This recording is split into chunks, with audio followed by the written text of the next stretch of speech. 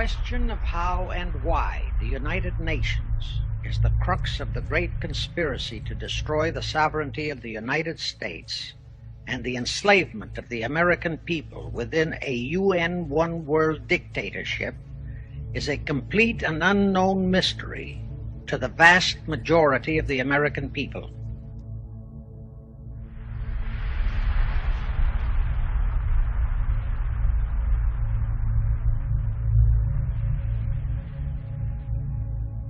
The reason for this unawareness of the frightening danger to our country and to the entire free world is simple. The masterminds behind this great conspiracy have absolute control of all of our mass communications media, especially television, the radio, the press, and Hollywood. We all know that our State Department, the Pentagon, and the White House have brazenly proclaimed that they have the right and the power to manage the news, to tell us not the truth, but what they want us to believe. They have seized that power on orders from their masters of the great conspiracy. And the objective is to brainwash the people into accepting the phony peace bait to transform the United States into an enslaved unit of the United Nations one world government. Is that our so-called leaders in Washington, whom we elected to safeguard our nation and our Constitution, are the betrayers, and that behind them are a comparatively small group of men whose sole objective is to enslave the whole world of humanity in their satanic plot of one world government. Now, as a matter of further intelligence, a term used by the FBI, let me clarify the meaning of the expression, "he is a liberal." The enemy, meaning the one-world conspirators, have seized upon that word liberal as a cover-up for their activities. It sounds so innocent and so humanitarian to be liberal. Will make sure that the person who calls himself a liberal or is described as a liberal is not in truth a red. Now then, this satanic plot was launched back in the 1760s when it first came into existence under the name of the Illuminati. This Illuminati was organized by one Adam Weishaupt, born a Jew, who was converted to Catholicism and became a Catholic priest, and then, at the behest of the then newly organized House of Rothschild, defected and organized the Illuminati. Naturally, the Rothschilds financed that operation. And every war since then, beginning with the French Revolution, has been promoted by the Illuminati, operating under various names and guises. In the United States, they set up what they called the Council on Foreign Relations, commonly referred to as the CFR. And this CFR is actually the Illuminati in the United States. And its hierarchy, the masterminds in control of the CFR, to a very great extent, are the descendants of the original Illuminati conspirators. But to conceal that fact, most of them changed their original family names to American-sounding names. For example, the true name of the Dillons, Clarence and Douglas Dillon, once Secretary of the U.S. Treasury Department, is Lepowski. There is a similar establishment of the Illuminati in England, operating under the name of the British Institute of International Affairs. There are similar secret Illuminati organizations in France, Germany, and other nations, operating under different names. But at all times, the operations of these organizations were and are masterminded and controlled by the internationalist bankers, who in turn were and are controlled by the Rothschilds. Now, just why did the conspirators choose the word Illuminati for their satanic organization?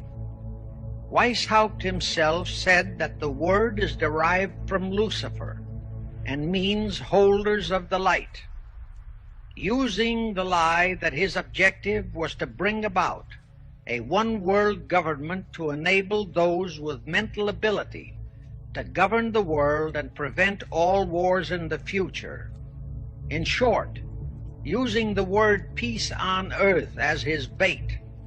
Perhaps the most vital directive in Weishaupt's plan was to obtain absolute control of the press so that all news and information could be slanted, so that the masses could be convinced that a one-world government is the only solution to our many and varied problems. Now do you know who owns and controls our mass communications media?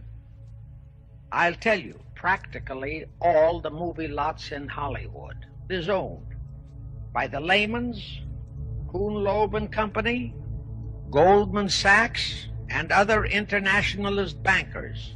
All the national radio and TV channels in the nation are owned and controlled by those same internationalist bankers.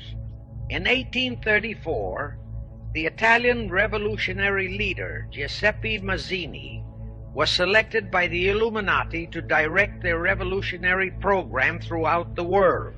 Mazzini had enticed an American general named Albert Pike into the Illuminati. Pike was fascinated by the idea of a one-world government, and ultimately he became the head of this Luciferian conspiracy. Between 1859 and 1871, he, Pike, worked out a military blueprint for 3 world wars and various revolutions throughout the world, which he considered would forward the conspiracy to its final stage in the 20th century. Long before Marconi invented radio, the scientists in the Illuminati had found the means for Pike and the heads of his councils to communicate secretly. It was the discovery of that secret that enabled intelligence officers to understand how apparently unrelated incidents, one such as the assassination of an Austrian prince at Sarajevo, took place simultaneously throughout the world, which developed into a war or a revolution. Pike's plan was as simple as it has proved effective. It called for communism, Nazism, political Zionism, and other international movements be organized and used to foment 3 global world wars and at least 2 major revolutions. World War III is to be fomented by using the so-called controversies the agents of the Illuminati, operating under whatever new name, are now stirring up between the political Zionists and the leaders of the Muslim world. That war is to be directed in such a manner that all of Islam and political Zionism, Israel, will destroy each other, while at the same time the remaining nations, once more divided on this issue, will be forced to fight themselves into a state of complete exhaustion, physically, mentally, spiritually, and economically. Now, can any thinking person doubt that the intrigue now going on in the Near, Middle, and Far East is designed to accomplish that satanic objective? Pike himself foretold all this in a statement he made to Mazzini on August 15, 1871. Pike stated that after World War III is ended, those who will inspire to undisputed world domination will provoke the greatest social cataclysm the world has ever known. Quoting his own words, taken from the letter he wrote to Mazzini, and which letter is now catalogued in the British Museum in London, England, he said, "We shall unleash the nihilists and the atheists, and we shall provoke a great social cataclysm which in all its horror will show clearly to all nations the effect of absolute atheism, the origin of savagery and of most bloody turmoil, then everywhere the people forced to defend themselves against the world minority of revolutionaries will exterminate those destroyers of civilization, and the multitudes disillusioned with Christianity, whose deistic spirits will be from that moment on without direction and leadership, and anxious for an ideal but without knowledge where to send its adoration,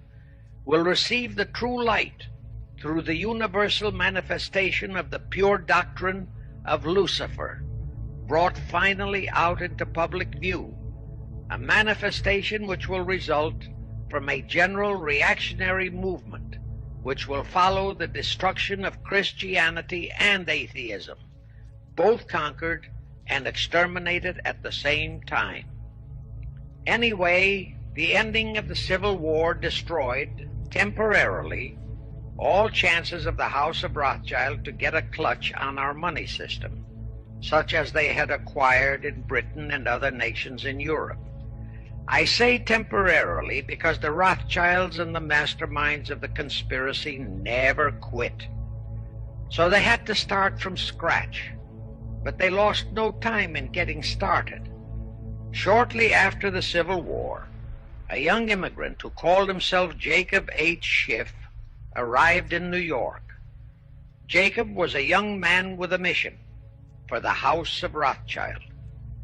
Jacob was the son of a rabbi, born in one of Rothschild's houses in Frankfurt, Germany. After a comparatively brief training period in the Rothschilds' London bank, Jacob left for America with instructions to buy into a banking house, which was to be the springboard to acquire control of the money system of the United States. Actually, Jacob came here to carry out 4 specific assignments. Number 1, and most important, was to acquire control of America's money system. Number 2, find desirable men who, for a price, would be willing to serve as stooges for the great conspiracy and promote them into high places in our federal government, our Congress, in the U.S. Supreme Court, and all federal agencies.